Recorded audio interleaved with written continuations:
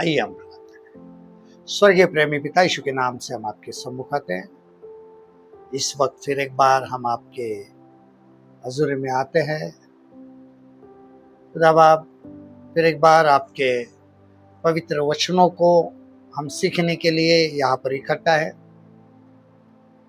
प्रभु, जो भी इसको देखेंगे सुनेंगे, हर एक के ऊपर आपकी आशीष हो। उनके जीवन में इस वचन के द्वारा एक बेदारी आए, ताकि प्रभु ये आखिरी समय है और आप बहुत जल्दी आने वाले हैं, ताकि हम तैयार हो जाए और हमें हमेशा के लिए तैयार रहने के लिए प्रभु जी आप अभिषेक कीजिए, ताकि जब आप आए तो हम नींद में ना मिले, तो हम तैयार रहे। उस 5 कुंवारियों की तरह जो सयानी थी, जो समझदार थी, उनकी तरह हम तैयार हुए। प्रभु जी, आपने ऐसा अनुग्रह किया, धन्यवाद। आगे इस समय आपके हाथ में समर्पित करते पामी चले। यह प्रार्थना हमारे उद्धारकर्ता यीशु के नाम से की और आपने सुन ली। स्वर्गीय पिता, इसके लिए आमीन। प्रभु को धन्यवाद हो। हम आज अपने श्रृंखला जो मैं तैयार हूं उसके आखिरी पड़ाव में है, कि उसका आखिरी पड़ाव जो है, आखिरी बिंदु जो देखेंगे कि दूसरे बिंदु के हमने 3 बिंदु को देखा है, और आज उसके आगे हम देखेंगे दूसरे बिंदु के हमने पहला ready to preach the gospel, ready to hear, और तीसरा जो था कि हमने ready to give an answer, इसको देखा है। आज हम चौथे बिंदु को देखेंगे, रेडी टू प्रे, प्रार्थना के लिए तैयार। देखिए मरकुस की किताब, इसका 14 अध्याय का 38 पद, मार्क चैप्टर 14 वर्स 38, मरकुस 14 का 38 हम पढ़ते हैं। जागते और प्रार्थना करते रहो कि तुम परीक्षा में ना पड़ो। आत्मा तो तैयार है पर शरीर दुर्बल है। आज हमारे जीवन में तैयार रहना बहुत जरूरी, प्रार्थना के लिए हमेशा। If we have a prayer list of people and things to pray for, this shows we are ready to pray daily. हमारे पास प्रार्थना करने वाले लोगों की और उनके लिए प्रार्थना करने के लिए जरूरतों की सूची है, तो हम हर रोज हर दिन प्रार्थना करने के लिए तैयार है, यह दिखाई देता है। क्या हमारे पास वो सूची है, वो लिस्ट है कि जो प्रार्थना करने वाले हैं उनके लिए भी प्रार्थना करना, उनकी जरूरतों के लिए प्रार्थना करना। हम सारी चीजों के लिए प्रार्थना करते हैं, लेकिन जो लोग दूसरों के लिए प्रार्थना करते हैं उनके लिए हमारे पास कोई सूची नहीं है, उनकी कोई विनतियां नहीं है कि हम उनकी हर जरूरतों के लिए क्या करें, प्रार्थना। बहुत सारे लोग हमें प्रार्थना रिक्वेस्ट देते हैं कि ये करो, ये करो, ये करो, वो करो, वो करो। शायद हम कर नहीं पाते हैं। बहुत सारे लोगों के कभी कभी प्रेयर रिक्वेस्ट भी देते हैं, लेकिन सच में क्या हम प्रार्थना करते हैं उसके लिए? यह बहुत बड़ा सवाल है। हम तो बहुत इज्जत से हाथ दीजिए, हम प्रार्थना करेंगे, ये करेंगे, पवित्र शास्त्र में रखते हैं, बाइबल में कभी कभी प्रेयर रिक्वेस्ट रखते हैं, और वो वही रह जाती है। ऐसा मेरे साथ भी बहुत बार हुआ है। मैंने लिया, रख दिया, और कभी अरे यार मैंने प्रार्थना नहीं की उसके लिए। तो मेरा कहने का मतलब है कि हम ना भूलें, जैसे ही हमें कुछ मिलता है उसकी एक सूची तैयार कीजिए, एक लिस्ट तैयार कीजिए, नामों के साथ उनकी जरूरतें, किस लिए प्रार्थना करनी है, किस वचन के आधार पर उनके लिए प्रार्थना करनी है, उसके अनुसार उनके लिए क्या करें, प्रार्थना करें।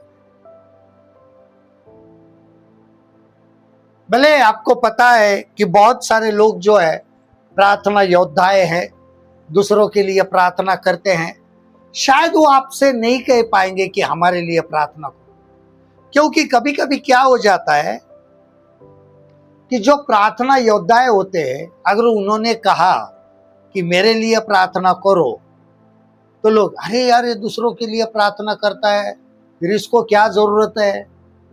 ऐसा नहीं है। पौलुस कहता है हमारे लिए सारे पवित्र लोगों के लिए प्रार्थना किया, उनकी जरूरत के लिए प्रार्थना किया। ऐसा नहीं है कि जो प्रार्थना करने वाले प्रार्थना योद्धा होते हैं, प्रेयर वॉरियर्स होते हैं, उनको किसी चीज की जरूरत नहीं होती, बहुत सारी जरूरत। और सबसे पहली उनकी जो जरूरत होती है वो होती है कि हम उनके लिए ये प्रार्थना करें कि दूसरों को प्रार्थना करते वक्त वो अभिषेक में बने रहे, सामर्थ्य में बने रहे।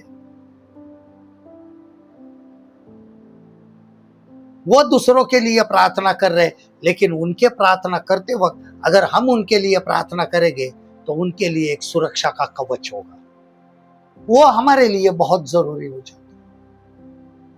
और इसके लिए हमें प्रार्थना करनी, और सिर्फ ये नहीं कि जब हम देखते हैं यीशु मसीह गेत्सेमनी वाटिका में गए, आखिरी जब दुआ कर रहे थे, तब अपने चेलों को कहा प्रार्थना करते रहो और जागते रहो। क्यों कहा था? एक सपोर्टिंग होता है, प्रार्थना का ये सामर्थ्य होता है।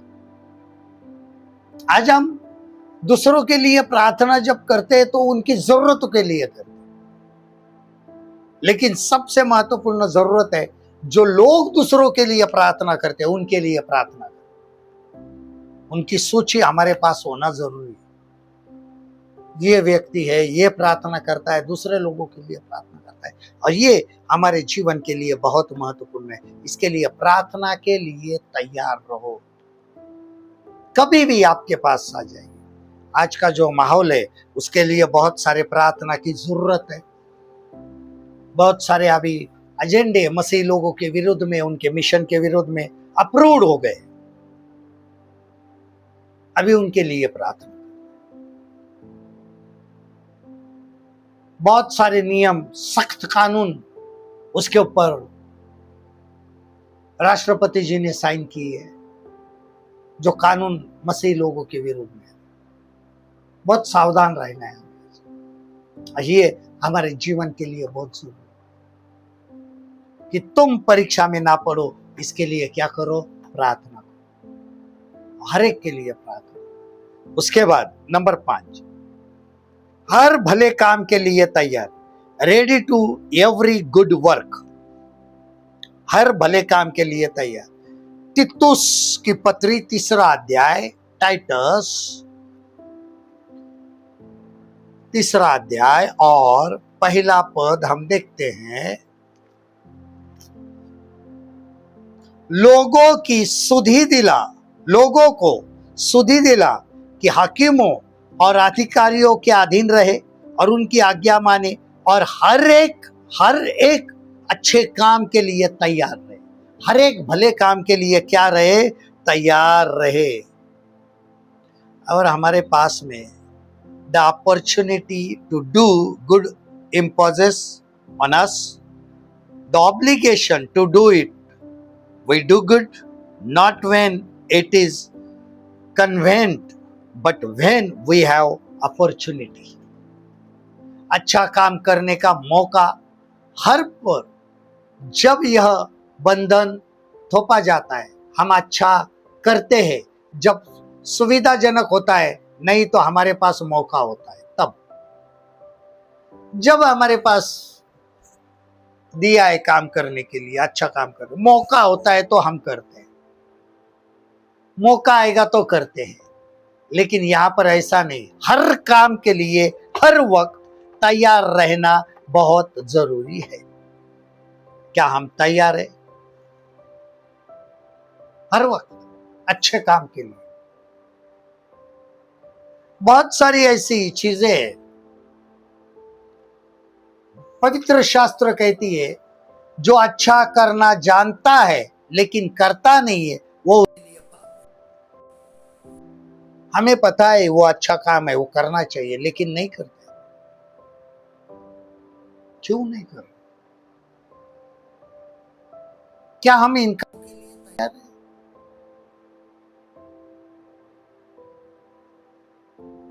कोई भी आपको जब मौका मिलता है तो अच्छा काम करना जरूरी है, लेकिन सिर्फ मौका मत देखो, हर समय आप तैयार रहो। हर समय क्या रहो? तैयार रहो। आप ढूंढो, मौका आएगा कब और मैं कब करूंगा ये नहीं। आप ढूंढो कि मैं क्या अच्छा काम करूं, मैं क्या अच्छा काम करूं। कभी कभी हमें कोई तो भी मिलता है, परमेश्वर के लोग मिलते हैं, परमेश्वर की सेवकाई करने वाले मिलते हैं, परमेश्वर के विश्वासी मिलते हैं। जब हमें मिलते हैं तो एक हमारा फर्ज होता है पूछना, भाई सब ठीक है, किसी चीज की जरूरत तो नहीं है? बोल देना, हो सके उतना हम हमारे ओर से हो उतना कर सकेंगे। इतना बोलना बहुत जरूरी है, क्योंकि कोई ऐसे लोग हैं, सेवकाई है वो परमेश्वर पर ही निर्भर है, लेकिन कभी बोलेंगे नहीं कि जरूरत है। हम पूछेंगे चाहिए। कभी कभी हमें पता होता है, हम समझते हैं उन लोगों को। अगर हम एक आत्मिक जीवन में जी रहे, वचन के द्वारा चल रहे हैं ना, तो आप समझ लो कि कोई भी व्यक्ति अगर आपके सामने आता है तो आपको पता चलता है यह जरूरतमंद है, किसी चीज की जरूरत है। अगर हमें उतनी ताकत है उस वक्त उसकी मदद करने की, जरूर करो। और इसके लिए हम तैयार रहे। कभी शायद बहुत बड़ी हो सके आपके पास नहीं होगी, आप नहीं दे सकते हो, लेकिन एक दिलासा दे सकते हो, एक प्रार्थना कर सकते हो। अगर आपके अधिकार में है, वो जो कम है थोड़ी सी, या आपके पास उतने नहीं है, लेकिन उतने दे सकते हैं आप, जितने की जरूरत है उसको आप जरूर दीजिए। क्यों? क्योंकि हमें इस भले काम के लिए तैयार है। कोई भी हो काम, उसमें शायद आपकी फिजिकल हेल्प चाहिए हो, कहीं किसी को लेके जाना है, या कोई ऐसा काम है जिसकी आपके पास पहचान है और उनके काम हो सकते हैं, तो आप वो काम कर दीजिए। हर एक अच्छे काम के लिए तैयार। ऐसे कभी कभी लोग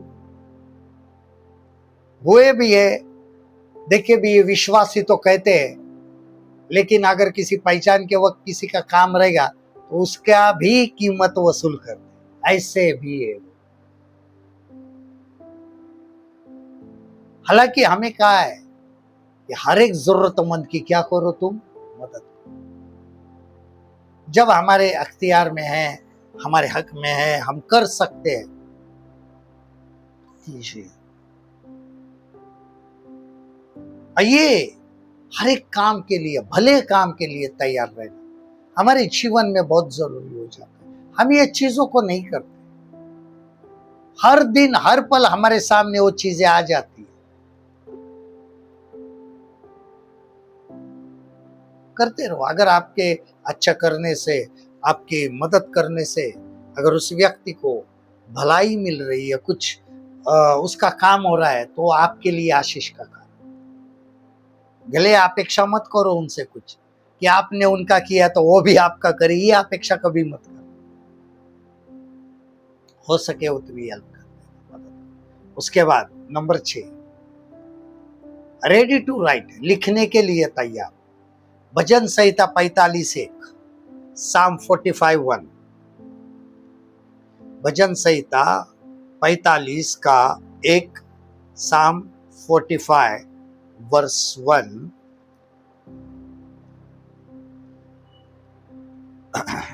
देखते हैं हम वचन को। मेरा हृदय एक सुंदर विषय की उमंग से उमड़ रहा है, जो बात मैंने राजा के विषय रची है उसको सुनाता हूं। मेरी जीभ निपुण लेखक की लेखनी बनी है। कितना खूबसूरत है ये कौरव वंशियों का भजन है। हम भजन है, लोकगीत लिख सकते हैं, कुछ लिख सकते हैं, लेकिन प्रभु उनके लिए अगर कुछ लिखने के लिए दे रहा है तो जरूर लिखे प्रभु के लिए कुछ, ताकि उसके द्वारा लोगों को हेल्प हो जाए। It is good to spread the gospel and Bible truth by writing pamphlets, newspaper, articles, sermons, Bible outlines, as well as letters of encouragement to those in need. If God lays some matter on your heart to write, you should be ready to write it and publish it if. बहुत जरूर क्या है? पत्र, अखबार, संदेश सामग्री, उपदेश, Bible की रूपरेखा, वैसे ही जिनको जरूरत है उन्हें उत्साहित करने के लिए पत्रियां लिखकर सुसमाचार और बाइबल में का सत्य प्रसारित करना अच्छा है। अगर परमेश्वर कुछ मन में डाल रहा है तो हम वह लिखने के लिए तैयार चाहिए, और जरूरत है तो उसे प्रकाशित कीजिए, पब्लिश लिखो ना। कुछ प्रभु दे रहा है वचन के द्वारा, अरे मुझे लिखना चाहिए, प्रभु ये वचन के मेरे मन में आ गया कि इसके द्वारा कोई लोग उत्साहित हुए, प्रभु के पास आएंगे, जरूर लिखो। और हमारे जीवन के लिए यह बहुत महत्वपूर्ण बात है। तो राइट, जो ये कौरव वंशियों का यह भजन है कि मेरी जीभ निपुण लेखक की लेखनी बनी है। जैसे हमारे अंदर कुछ आ जाता है, हमें लगता है यह बहुत ही खूबसूरत है, उसको लिखो। बहुत खूबसूरत चीज है। मोस्टली हम इन चीजों को नजरअंदाज कर देते हैं। बहुत सारे लोग हैं आजकल, लोग सीधा लैपटॉप पे इस पे उस पे लिखते हैं, लेकिन मेरा कहना है अपने हाथों से लिखो, वो मेमोराइज्ड हो जाता है, वो पन्नों के ऊपर छप जाता है। हमें क्या, इलेक्ट्रॉनिक में आप भर के रखोगे कुछ नहीं, लेकिन कभी कुछ शॉर्ट सर्किट होके सब बंद हो गया ना, तो सबका नाश होने वाला है। कुछ नहीं हो रहने वाला उसमें।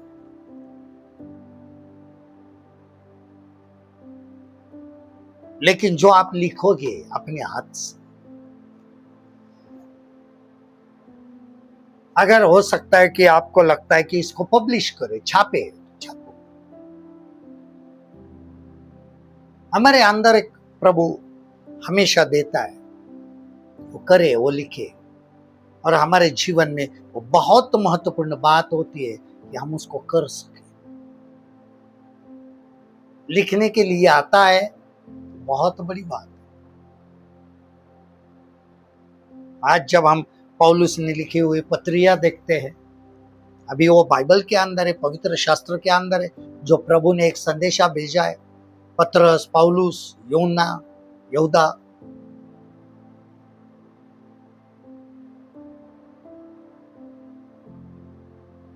ये हर एक के जीवन के लिए उत्साह बनता है, इंकरेजमेंट है ये। उसमें से ही कुछ अगर आपको चाहिए तो आप लिख सकते। गल्फ कंट्री में कुछ जगह पे है बाइबल अलाउड नहीं है, तो क्या करते हैं लोग, यहां से अपने लोगों को खत भेजते हैं, उसके अंदर उस वक्त वो पूरी बाइबल के चैप्टर लिख के भेजते थे हाथों से। तब जेरोक्स का भी उतना कुछ ट्रेंड, मोबाइल बहुत दूर की बात है, इंटरनेट तो भूल ही जाओ, था ही नहीं। आज भी इंटरनेट पे आप डाल नहीं सकते, वो पकड़े जाते। लेकिन लेटर जो होता था वो बंद होता था, उसको कोई नहीं खोलता था। लेटर लिखा है बाबा, तो उसके अंदर लिख के, लेटर के अंदर, यहां से मोस्टली दुबई के अंदर जब बैन था वहां पे भेजा। उसके बाद में बहुत प्रचार हुआ, कतार में तो बिल्कुल नहीं था। तो आप समझ सकते हो आप क्या नहीं कर सकते। लिखो,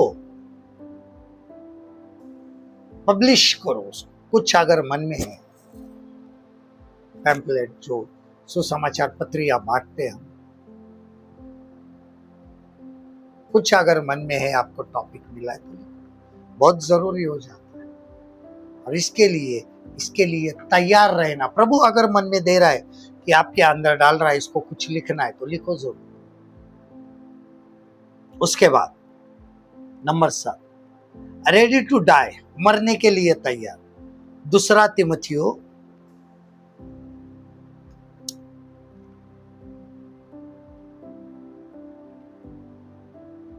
इसका 4 अध्याय 6 और 7, 2 तिमोथी चैप्टर 4 और 6 and 7। क्योंकि अब मैं अर्घ के समान उंडेला जाता हूं और मेरे कुछ का समय आ पहुंचा है। मैं अच्छी कुश्ती लड़ चुका हूं, मैंने अपनी दौड़ पूरी कर ली है, मैंने विश्वास की रखवाली की है। आज इम्पॉसिबल है। बहुत सारे लोग बोलते हैं प्रभु के लिए क्यों मरना। प्रभु के लिए मरने की बात नहीं कर रहा।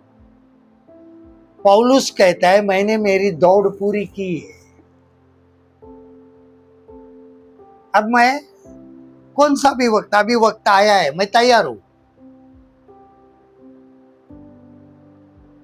हर एक व्यक्ति को मृत्यु का डर लगा रहता है, बहुत सारे लोग। लेकिन जो प्रभु का काम पूरा करता है और प्रभु के काम में होता है, वो हर वक्त तैयार रहता है कि प्रभु का कभी भी बुलाया है, मैं तैयार हूं। पतरस हो गया, पौलुस हो गया, बहुत सारे जो प्रेरित है, जो प्रभु के शागिर्द है, वो हमेशा तैयार रहते थे इन चीजों के। पौलुस को जब पता चला तो उसने कहा मैं तैयार हूं, अभी मैं उंडेला जा रहा हूं, मैंने मेरी दौड़ पूरी की। पतरस को पता चला आप मुझे मारने वाले हैं, तो उसने खुद होकर कहा मेरी सलीब सीधी नहीं, उल्टी करो। क्यों? मैं उस लायक नहीं हूं। आप समझ सकते हैं, उनको मरने का खौफ नहीं था, डर नहीं था, तैयार थे वो। प्रभु के लिए जो जीना चाहता है ना, वही मरने के लिए तैयार होता है। क्योंकि जो बोलते हैं ना मैं प्रभु के लिए मरूंगा, वो कोई भी व्यक्ति प्रभु के लिए जीना नहीं चाहता है। क्योंकि प्रभु के लिए जीना जो है वो मरने से भी कठिन है, याद रखना। क्योंकि प्रभु के लिए मर गया तो एक ही बार सर कलम हो जाएगा, तो सीधा प्रभु के पास जाएगा, मैं रक्त साक्षी हूं, I am a blood witness. लेकिन जी कर चलो भाई अभी मैंने मेरी दौड़ पूरी की, ये कहना ये मुश्किल है। और इसके लिए मरने के तैयार यही कहते हैं कि वो व्यक्ति हर रोज जीता है ताकि वो मरने के लिए तैयार है। जीना सीखो प्रभु के लिए। हाँ मैं प्रभु का हूं, मैं मसीह हूं, एक अधिकार में बोलना सीखो। मरने के लिए तैयार इसके लिए, क्योंकि प्रभु का नाम लेने वाले के लिए मुसीबत होती है कि लोग नहीं हम मसीही नहीं है, हम विश्वासी है। You are fraud. क्यों नहीं कहते हम मसीही है? क्योंकि आप मसीह के लिए जीना नहीं चाहते। जीने का मतलब ही सफरिंग है, यही है मरने के लिए तैयार। और जो व्यक्ति सफरिंग में जीता है उसको मृत्यु का डर नहीं लगता है। आप सोचो कि जो व्यक्ति हाँ मैं मसीह हूं, क्या करने वाला है कर, तकलीफ देने वाले खुद बाद में थक जाते। यार इस आदमी को क्या करे, यह नाम तो छोड़ ही नहीं रहा।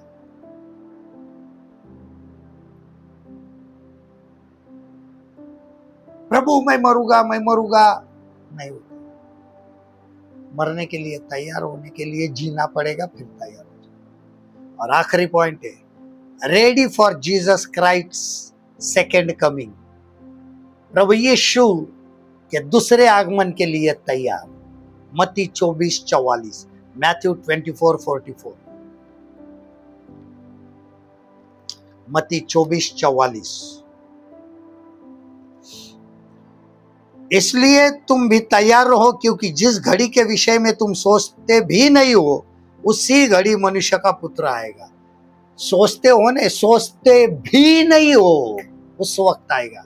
आपको ख्याल भी नहीं रहेगा, उस वक्त आएगा। उस वक्त आप कहोगे नहीं ये वक्त कहाँ आएगा प्रभु, उसी वक्त।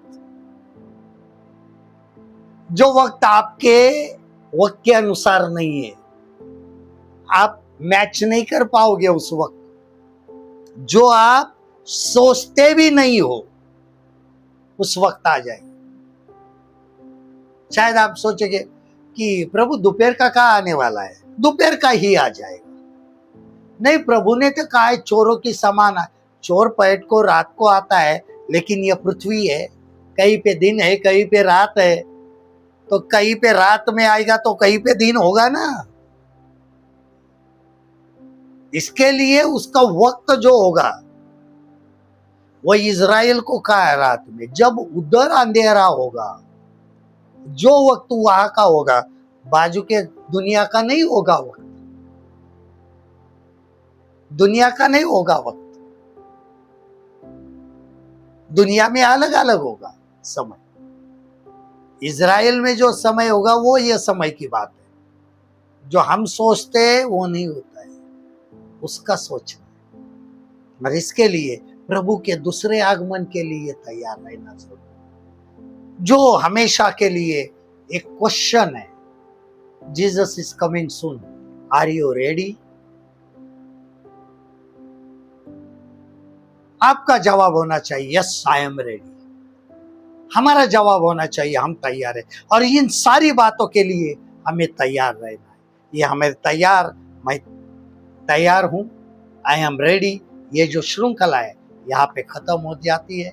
आप इसको पढ़े और उसके अनुसार तैयार। आइए हम दुआ करें। प्रभु धन्यवाद देते, आपकी महिमा करते, फिर एक बार हम सब मिलकर आपको धन्यवाद करते, आपको प्रणाम करते। प्रभु जी आपके हजूरी में आते हैं। हमारे जीवन में जो ये सारी बातें, उसके लिए हमें तैयार रहना है। तो हम चाहते हैं पवित्र आत्मा इसी वक्त हर एक को छू लेना। जो भी सुन रहे देख रहे, हर एक को इसी वक्त छू लेना, ताकि उनके अंदर वो सामर्थ्य आ जाए, वो तैयार हो जाए हर चीजों के लिए जो आज बताई गई। और प्रभु जी आपने ऐसा अनुग्रह किया, धन्यवाद देते। हर एक बातों के लिए हम अपने आप को समर्पित करते हैं। हम सब मिलकर आपकी महिमा हो। ये प्रार्थना हमारे जिंदा खुदा यीशु के नाम से की और आपने सुन ली खुदा। आमीन।